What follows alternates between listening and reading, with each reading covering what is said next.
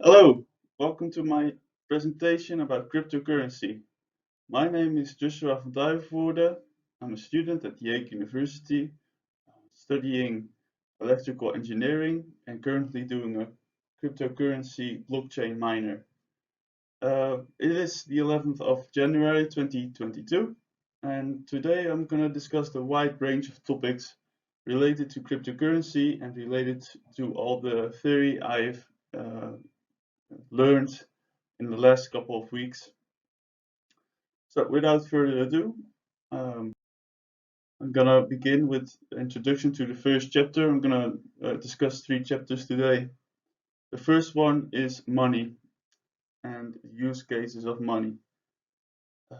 So why I chose for this chapter is because it's a good starting point for people that are new to cryptocurrency and people that didn't have much thought about what their own currency is about, or what it lacks or what it doesn't lack. So I'm going to discuss the function of money, the definition of money, difference between money and currency, and I'm going to talk about faith-based currency. I'm going to showcase how Bitcoin can offer something that faith-based currencies lack. So the three main functions of money are medium of exchange, unit of account, store of value. And the thing that money has and currency doesn't is the store of value. Putting your money in euros is a bad investment.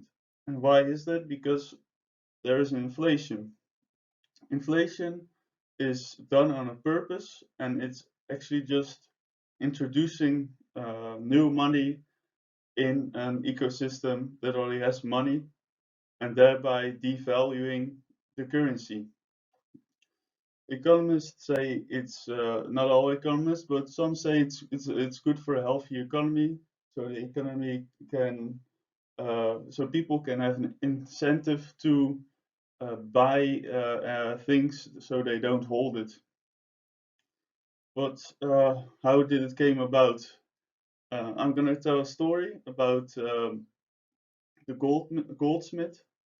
Once upon a time, there was a goldsmith, and people came to him and said, "No, I want to store some money here, some gold. Can you do this for me?" And the goldsmith has already good security because he has a lot of gold and jewelry. So okay, he says, I'm stored it for you, and here you have a piece of paper that you own gold at my facility, and that I owe you, I owe you notes. And so more people heard of it, and but you have to go to your work, so it's not always someone safeguarding your value things, and dragging all your gold with you isn't always a good solution. So yeah, more and more people went to the goldsmith, and the goldsmith actually found out not many people will go back for their gold. Not many people will trade their IOU back for the gold. So he made a rule of thumb: 1 in 10 will come back, and basically uh, the rule of thumb never vanished. So banks nowadays still think no, not everyone will get their money. Uh, they will have faith that their money is in good hands.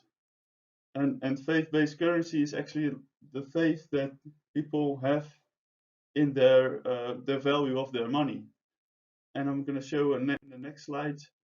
You see on the right top, you see the purchasing power actually decreased since the beginning of the dollar, and it decreased by a lot. This graph goes to 2013, but it decreases. So having faith, yeah, a dollar was much more worth in 1913 when it was backed by gold. 1971, President Nixon got off the gold standard. So it's about faith now. And what is Bitcoin? What can Bitcoin offer that this faith-based currency lacks.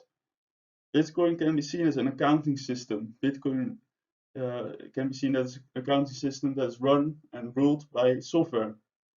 So instead of having faith in a government or an institution like the Federal Reserve, people can have faith in an open source software where there is no intermediaries, so no trusted party, and it is also not owned by a central government, which provides a lot of which safeguards for a lot of potential hazards that a central bank can, like excluding or dishonesty. And yeah, so that is my explanation about Bitcoin. In the next chapter, I'm going to discuss Ethereum and smart contracts. I chose for Ethereum and smart contracts because it is very relevant, and in a not so distant future, it will stay relevant in the cryptocurrency sphere. I think so because it leads to a lot of innovation. I'm going to discuss some of the innovations as well, and it is about decentralization of finance, decentralized exchanges, NFTs, non-fungible tokens, and Web3 are three of big innovations that are hot now, but maybe there will be more in the future. Maybe some will stay, some will go. Nobody can tell. But first, Ethereum. So, what is Ethereum? Ethereum is a blockchain that can record transactions, same as Bitcoin, but also it has a virtual machine that can produce smart contracts.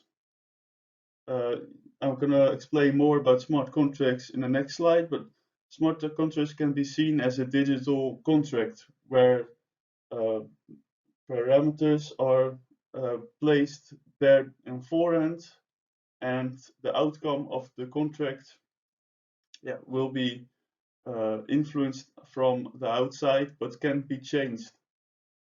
But first, Ethereum.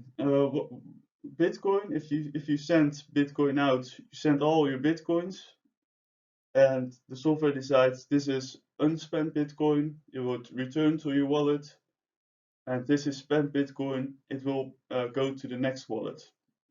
Ethereum doesn't work that way.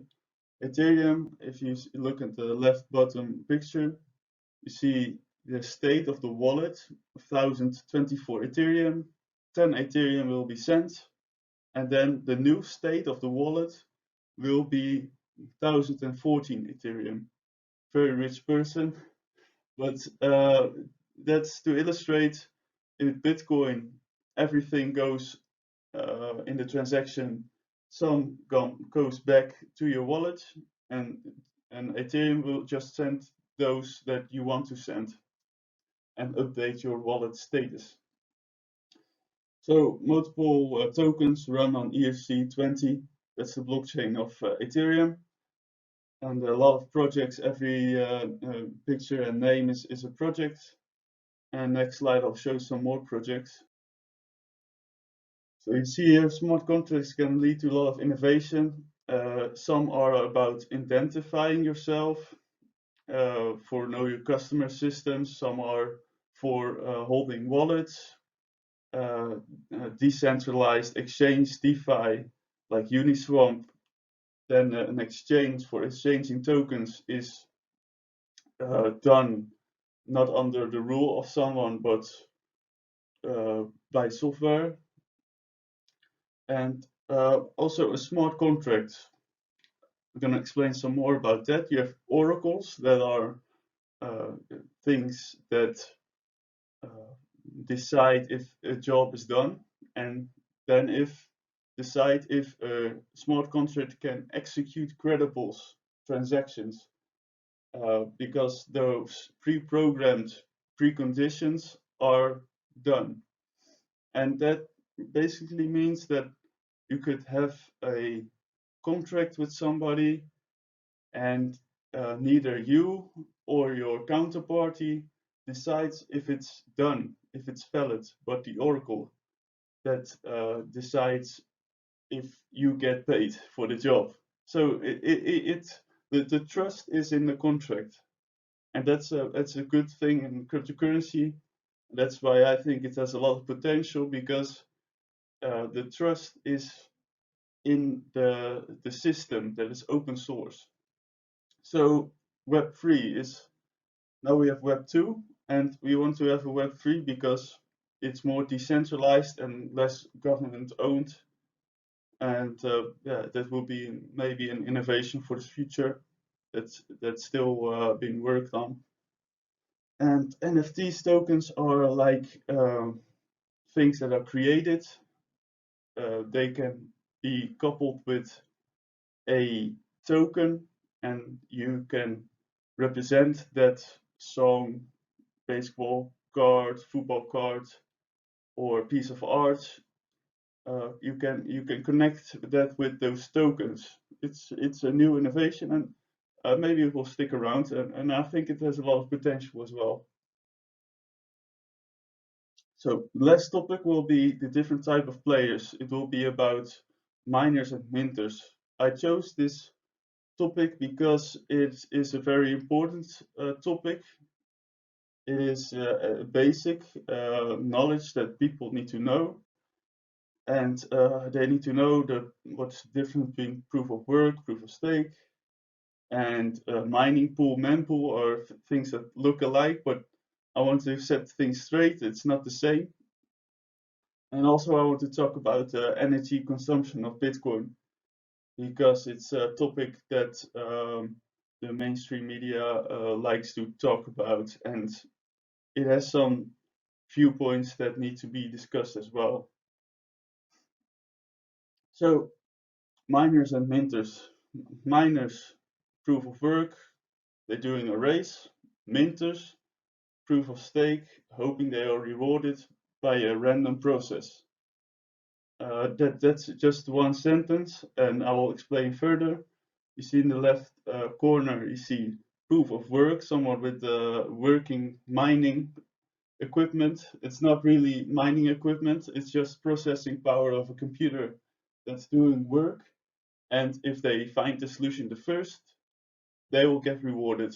Proof of stake, there are validators doing something that's similar, but they don't put in lots of work because a random process will reward them, and they just have to keep the books and update the books, hoping they all get rewards. A mining pool is a pool that consists of miners, and they need to put in the work. If they join together, then they'll have more chance of getting paid. So what's a mempool? If you know what a mining pool is, what's a mempool? A mempool is a stage where the blocks are still being made. So you see in the left corner, you see the amount of transactions. On the left side, it's not a block yet. It's still a block in development, and that's a mempool. If it's done, the block will be put in the blockchain.